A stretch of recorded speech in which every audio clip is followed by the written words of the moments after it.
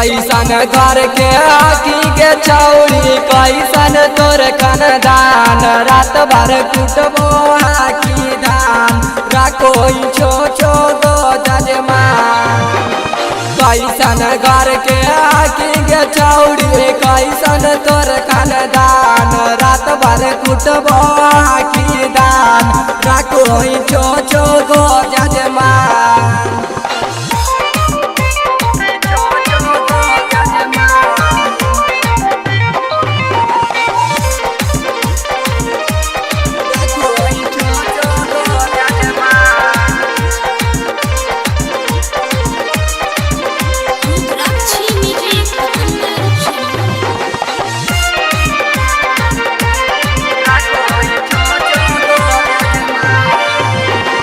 जवानी के जूस छौरी जैतो सबे चूस गे भाताराई जैमी छौरी कर्मी कैसे खुश गे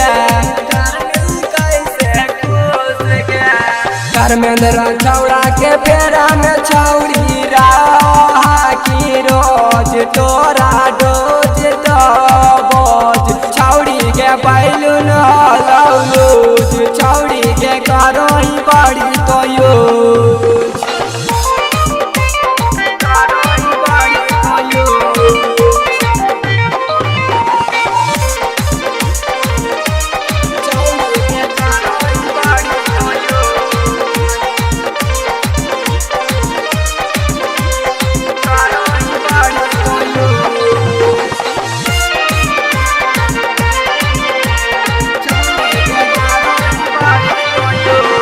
करते हम खाली आउ छौरी कंडिया में बैठ गया रोक लो महीना वाला डेट गया कल कौए छौरा बैठ गया।